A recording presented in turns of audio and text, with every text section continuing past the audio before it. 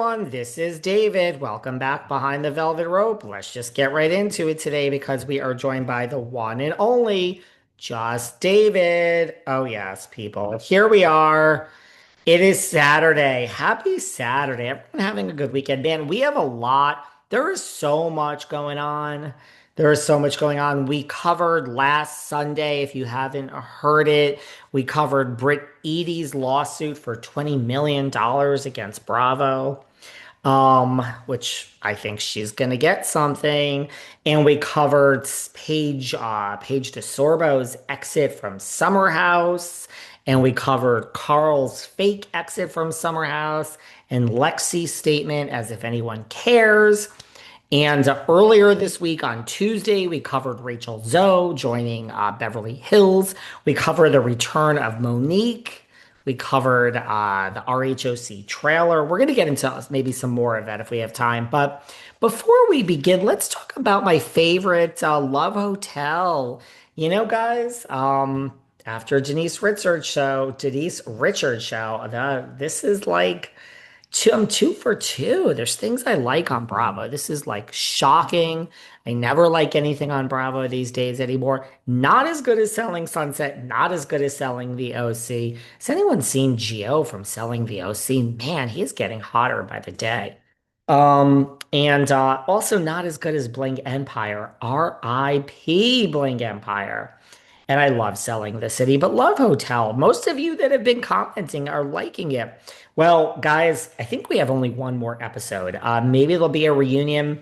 What a cute little show. It's old school reality TV. It is edited, it is scripted, like situationally scripted, but all real as far as the reactions. And I just think it's really good. There's a lot going on. We start and we see Shannon Bedore is breaking down. I mean, the more things change, the more they stay the same. And then we have a flashback. I love when they start with the drama and then there's a flashback. It's always so interesting. And hey, for everyone who is watching Love Hotel, slip into the comments. It seems most of you like it. And for everyone who isn't, a lot of you are saying thank you because, yes, I'm saving you about an hour of your life, and I can doing in 15 minutes what it's going to take you an hour to do. But we start and we have a flashback with Shannon, and she's crying, and how we're going to learn what actually happened to make Shannon Bedore cry. I mean, as if it takes that long to make Shannon Bedore cry. I got a lot of to say about Shannon this episode here today. It ain't all good, so brace yourselves. And then the host comes in. I promised you guys I would never mention him by name again. I stand by that. I still think Luann would be the right host next season. I mean, she's giving everyone else advice, but this guy comes in and he's like, talking about like the gays and the gals. It's like, oh, shut the fuck up. Like the gals and the gays. That's like so 20 years ago. You're not being funny. And Shannon, reveals at the meeting that she's good, but she saw a shirtless guy, James, come out of a room. And the host says, "What room?" And I know his name, but I promised you I wouldn't say it anymore because he's just so awful. And it's the Countess's room. So in the middle of the night, James, with no shirt, was sneaking out of the Countess's room, and the Countess is very upset at Shannon that she had a peeping Tom. And Shannon, do not kiss and tell. Shannon, the Countess is a lady. You know that. And we learn from Gizelle that she doesn't like to cuddle. It's like, girl, I mean, I am the coldest, blackest heart over here behind the velvet rope, and even I like to cuddle. I might have met my match in Gizelle. Giselle and I would be a good match. I've said before, her dating style is very similar to mine. And Luann says, yeah, by the way, going back to this for a minute, when Luann says, we have a peeping Tom and her name is Shannon, and then Luann does her in her confessional, she reveals her PTSD that she should not even be saying the name Tom. It brings up bad vibes for her. Please don't let it be about Tom. Oh, it's about Tom, Bethany says. Well, anyway, Giselle, girl, even I like to cuddle, and I am one cold black heart. Anyway, Giselle is trying to make her decision between Mark and Phil, and Luann is with James, and Ashley is trying to make her decision between Wale. I mean, ah, everybody. Does anyone want Ashley with Ralph, the Silver Daddy, or is there anybody?